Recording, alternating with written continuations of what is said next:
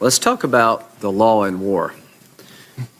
Is there a body of law called the law of armed conflict? There is such a body, Senator. Is there a body of law that's called basic criminal law? Yes, Senator. Are there differences between those two bodies of law? Yes, Senator. From an American citizen's point of view, do your constitutional rights follow you? If you're in Paris, does the Fourth Amendment protect you as an American from your own government? From your own government, yes. Okay. So, if you're in Afghanistan, do your constitutional rights protect you against your own government? If you're an American in Afghanistan, you have constitutional rights as against the U.S. government. Is there a long-standing... That's long-settled law. Isn't there also a long-settled law that it goes back to the Eisenstrater case? I can't remember the name of it. Yeah, Johnson versus Eisentrager. Right. That American citizens who collaborate with the enemy have considered enemy combatants. They can be. They can be. They're sometimes criminally prosecuted, sometimes treated in the military. Well, let's talk about can be. I think under Supreme Court precedent. Right. Yeah. There's a Supreme Court decision that said that American citizens who collaborated with Nazi saboteurs were tried by the military. Is that correct? That is correct. I think a couple of them were executed. Yeah.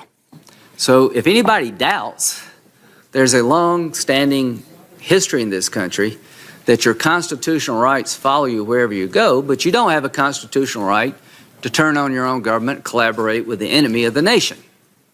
You'll be treated differently. The FBI investigating accusations Vladimir Putin and the Russians were trying to sway the election. The system, folks, is rigged. It's a rigged, disgusting, dirty system. The FBI says states should be on guard to protect against computer attacks that could jeopardize the integrity of their elections. Tonight, new evidence that the federal government has ignored a threat to the integrity of our elections. A group of Venezuelan businessmen have bought an American company that supplies electronic voting machines and counts the votes. But your government didn't even review the sale. A voting machine company, critical to this country's election count, and they can't tell you whether or not the Committee on Foreign Investment in the United States reviewed it or not? They have no answer for us. And these are the most arrogant, incompetent, bureaucratic idiots.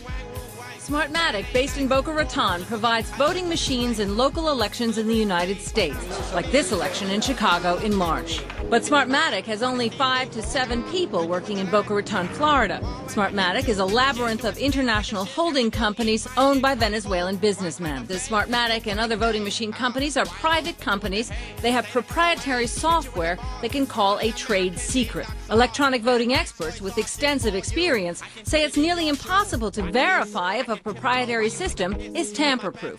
All of the voting system vendors in the United States are private companies. The problem is the closed-door proprietary nature of the process. The closed system we have right now makes it extremely hard to find out what's going on. And that means that should a thief get in a position of power, we would never know. Some voter watchdog groups and others in Congress are calling for a full review and say the ownership of all electronic voting companies should be reviewed to determine if it poses a risk to U.S. elections. The U.S. Treasury Department today would not confirm or deny if a so-called CFIUS review is underway on Smartmatic. Watchdog groups question why U.S. voting machines would be under the control of citizens of another country, especially a country whose own election process is highly suspect. We believe this is a national security issue. There is no way that companies belonging to non-U.S. corporations should have access to our election. In the case of Smartmatic, there are a number of unanswered questions. That's why I wrote to the Secretary of the Treasury and asked them to review the ownership. It's offshore, it's murky, no one seems to know who owns it. Certainly our government. We're loving this one, but most people probably wouldn't. A room full of hackers, all trying to hack into voting machines. You can possibly make it accept a fake card or accept any card, so you could have your own votes. These are supposed to be the latest machines. They're still used in elections, and they're running ancient software. I think that, if somebody wanted to, it would be pretty easy to fake an election. Less than a couple hours with access, and they're already figuring out ways to break in and play pranks. But it gets more serious. So you could leave the security key into it and still inject it. I feel like I'm the only one here that hasn't found a vulnerability. It's not what you think. They've all been invited here to demonstrate just how vulnerable the tech we rely on for our elections can be. The experiment is the brainchild of Jake Braun. He's a former security advisor for the Obama administration. You know, with everything that happened in 16, what we're trying to do is get this industry to mature from a cybersecurity perspective, so you don't have folks saying what they are now, which is things like machines are unhackable or databases are air-gapped and can't be changed. It's not clear if any actual machines were infiltrated in the 2016 election, and no one has suggested any physical votes were changed. But intelligence officials agree that Russia was able to meddle with other election-related systems.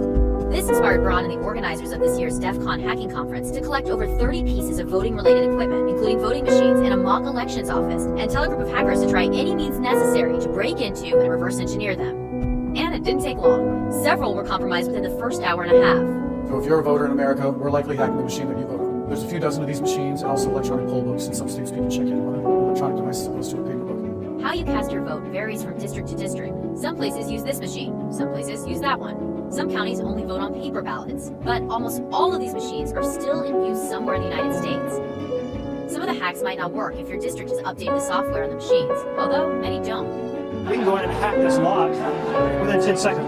You gain access to the operating system. We can actually remove this and clone this particular USB. We can go back and start looking at and reverse engineering what's on this and determining the various ways that we can impact this particular operating system. People are going after you because no one will believe you. If they see XP, they're very happy. Thank good Lord. Did he just say good Lord? I like it every time I read the Windows XP, you hear people groaning behind us. The machines you use to cast your vote aren't the only point of entry for attackers. Other election-related systems, like campaign networks and registration databases, are also at risk. The vulnerabilities at the voting machine level are very localized, and what we're trying to simulate out here is the entire back-end network.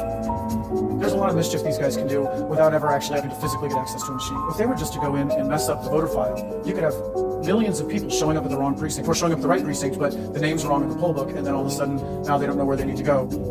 Intelligence officials have stated that Russia was able to influence the election without the need to penetrate actual voting machines by breaching DNC computers, accessing staffer emails and opposition research. The Department of Homeland Security also found that they targeted election-related systems in as many as 21 states. If you wanted to go in and specifically manipulate vote counts on every single machine in America, that'd be really hard to do. Right. But you don't need to do that to have an impact on the election in 18 either. You only have to flip a couple Senate seats to have an impact on U.S. Congress. If it can be done, there's a chance it's already being done.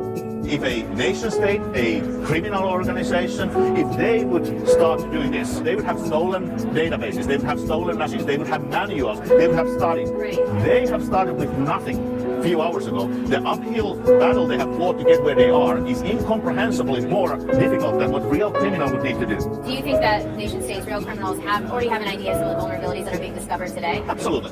It's all documented. It's in public documents. It's not hiding anywhere. You can go actually to Secretary of State websites and download and learn hundreds and hundreds of vulnerabilities. By the end of the weekend, all of the available machines had been hacked successfully, including an electronic poll book system that still contained the personal data of over 650,000 Tennessee voters in Shelby County, information that hadn't been properly wiped before the machines were resold. The county's administrator of elections told CNN Tech that they are looking into the incident, and that as far as they're aware, the information exposed on the poll book is already publicly available for request to the Board of Elections. When reached for comment, manufacturer Election Systems and Software told CNN Tech, unrestricted access to a voting unit in an uncontrolled environment is not a legitimate test. We've extended an invitation to the organizers of DEF CON, inviting them to visit our home office, meet our developers, and engage in a collaborative discussion regarding voting system security. To date, we have not received a response. Dominion Voting Systems did not respond to our request for comment. The plan is to eventually present the event's findings to Congress. What the election industry needs to do is start working together with our national security agencies to share threat information, understand when the bad guys get in, and then get them out when they do. If we don't get our act together quickly, this could be one of the biggest threats to American democracy in our history. Do you believe that right now we're in a position where the 2020 election will be hacked? Oh, without question. I mean, the 2020 election will be hacked no matter what we do, even if we're as more successful than I even think we could be in securing our elections. The question is, will we be able to identify the attacks before they can have an impact on the election through things like audits of vote counts? And can we get the bad guys out before they can do something bad? In Georgia, early voting turnout is high. The presidential race is a toss-up, and both Senate seats are in play. So naturally, the political world is nervously watching what voters here will do, while in the world of computer science, they are tensely tracking what the voting machines will do. Georgia's vote tallying system is a complex assortment of laptops, iPads, magnetic cards, touchscreens, printers, and scanners. A big pen is a round stick, medium. That's all University of Michigan graduate student Matt Bernhard needs to break into this voting machine. There we go. These machines are in use in 20 states. Behind the door is the prize, the memory card where votes are stored. If you were so inclined, you could come into the voter booth to vote, pop out the memory card, put your own in, install some malware. Not only that, but we were able to develop a voting machine virus that would silently spread from machine to machine, going from a single point of infection to compromise an entire county, maybe even an entire state. All right, here are the results from the electronic voting machines. Ohio State wins 131 to 108. There's a good reason we computer scientists are paranoid. It's a golden age for hackers. Our highly computerized election infrastructure is vulnerable to sabotage and even to cyber attacks that could change votes. This is the same electronic voting machine used in Georgia, in parts of Indiana, Kansas, Kentucky, Mississippi, Tennessee, Texas, and even in swing states like Virginia, Florida, and Pennsylvania. Georgia's kind of a petri dish. Alex Halderman is a professor of computer science at the University of Michigan. There's a lot more we have to learn about Georgia's election system, and that's going to help inform how to better secure elections, not just in Georgia in November, but across the country for years to come. He's among a handful of independent election security experts getting unprecedented access to the inner workings of the state's $107 million voting system rolled out earlier this year. By analyzing the structure of the QR codes, I've been able to learn that there's nothing that stops an attacker from just duplicating one, and the duplicate would count the same as the original barcode. Also taking a deep dive, election security white hat hacker Hari Hursty. They have set up a complicated system which is centralized and doesn't seem to have any safeguards. You never want to rush something which is mission critical, and this is mission critical, into production without proper time of testing. That's really one of the ways bad actors are finding the vulnerabilities they exploit, is looking for honest vulnerabilities and finding out if they can be weaponized, if they can be exploited. During testing, election workers found half the names of the 21 candidates for Senate intermittently disappeared from screens during the review phase. Alex Halderman and his team at the University of Michigan conducted a mock election to see if voters are likely to catch mistakes on the printouts. Only 7% spotted a deliberately planted error. Secondly, we're in a situation where we have put together, and you guys did it for our administration, the President Obama's administration before this. We have put together, I think, the most extensive and inclusive voter fraud organization in the history of American politics. One vote for McCain. Highly computerized election infrastructure is vulnerable to sabotage and even to cyber attacks that could change votes. Step 1. Buy a voting machine on eBay. Or, if you're the North Koreans, hack the manufacturer and steal their software code. Step 2. Write a virus. Step 3. Email your virus to every election official responsible for programming the voting machines with new ballots. Many of these officials are easy to find online. Step 4. Sip coffee and wait. Step 5. Hijack the ballot programming and let the election officials copy your invisible malicious code onto the voting machines. Step 6. Watch your code silently steal votes. Right. And the only thing we had wrong in that report, Sean, it's worse than we thought. I've been in Harrisburg, Pennsylvania the last 3 days. I want you to think about this. Over 100,000 provisional ballots, record number in the state of Pennsylvania, allowing votes to be counted after the election, contrary to state law, contrary, as Mark Levin pointed out, to the U.S. Constitution, allowing those votes to come in after Election Day, to not be separated as was required, and the basis of Judge Alito's decision tonight. Cured ballots, issue number 4. Cured ballots, remedy ballots. Some counties allowed people to correct their ballot. Some counties did not. That is a direct contradiction to what happened in Bush v. Gore back in 2000, and directly on point. And finally, the 5th issue is the transparency issue that you brought up, Sean. You're allowed to be in there and to see, but they were keeping Dave Bossie and other people out of going in and looking at what was going on with the counting of the election. So this is the first time in American history where you have a party systematically set out to win an election after the election. And that's what they're doing, and it has to be stopped.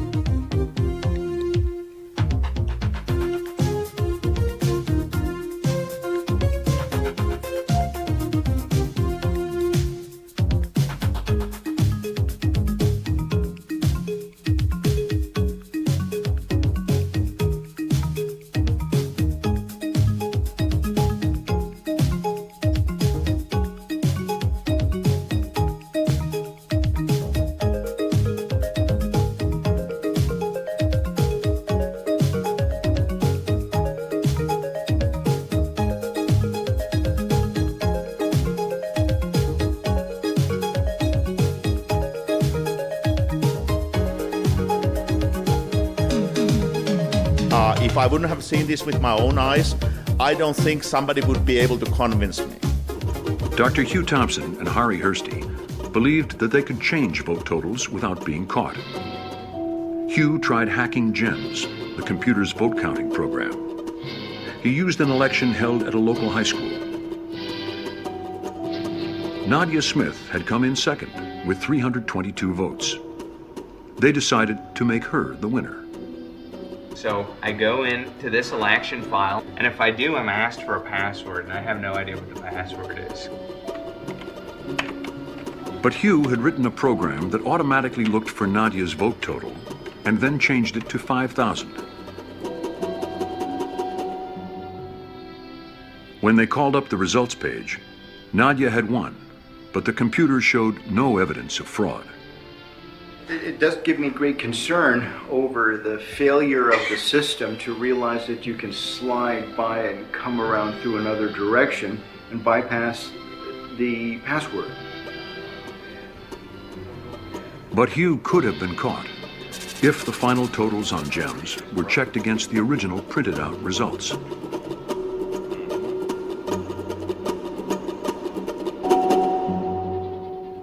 Hari realized that every vote is stored on a memory card before the totals are printed. So if you can hack the memory cards, you can control an election. The real vulnerability has to be very close to the source of the information. And in that environment, the only possibility was the memory card. Hari wanted to find out what exactly was inside the Diebold ballot box. And so he bought a memory card reader off the internet. And within a couple of days, he found that the cards didn't just contain votes. There was a program, or executable code.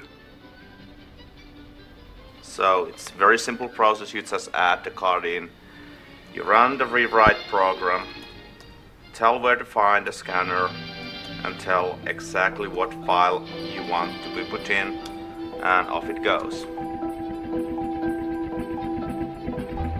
Hari's hack is a variation on stuffing the ballot box before anyone has voted. But this is always suspicious because you end up with more votes than voters. So Hari used 5 negative votes for one candidate and then gave the other one 5 positive votes. So as people cast their ballots, the total number of votes always equals the total number of voters. During his research, Hari had discovered that Diebold's memory cards effectively allowed negative votes. Well then, no dead. What we're going to do here is modify one card and then bring it to the election supervisor Iron Sanchez's office. Plug it as the real card in any election to the real election system and run ballots through, and that's the same system which have been used in a number of previous elections. And we'll see that what is the power in the ballot box. This should be just an empty box containing the votes, but it has more capabilities than that. Hi, how are you doing, Susan? Good to see you. Susan Berniger from Louisiana and Dr. Hugh Thompson also came to watch Hari's hack.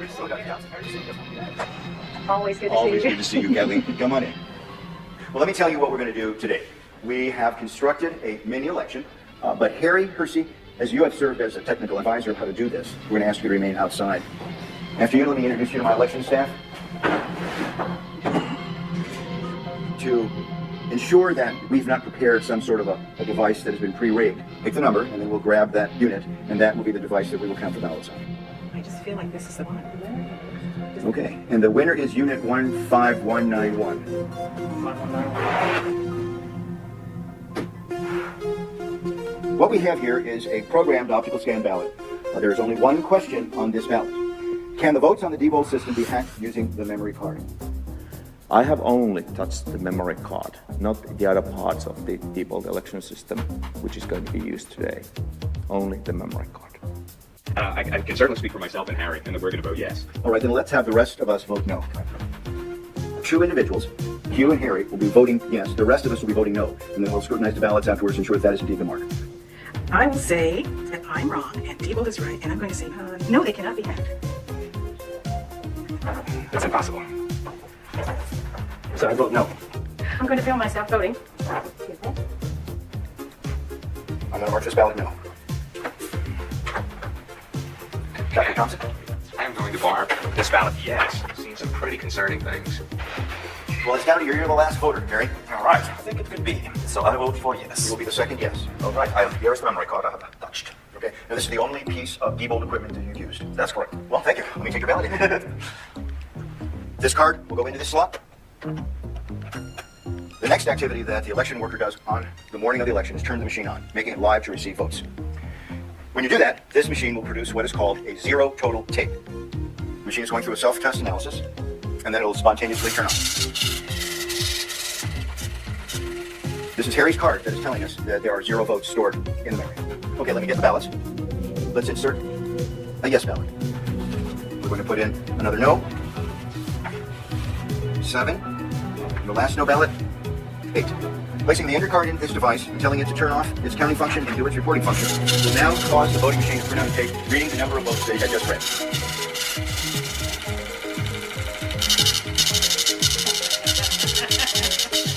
Oh my.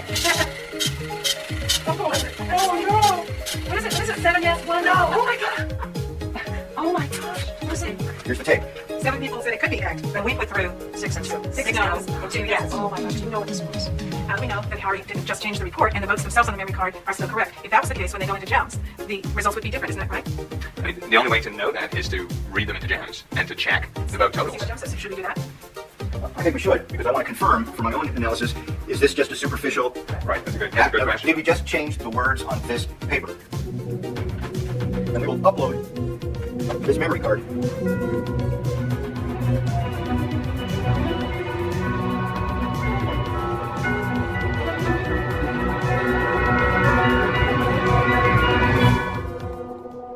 We cannot win this re-election. Excuse me, we can only re-elect Donald Trump. Well, I tell you what, it helps in Ohio that we got Democrats in charge of the machines.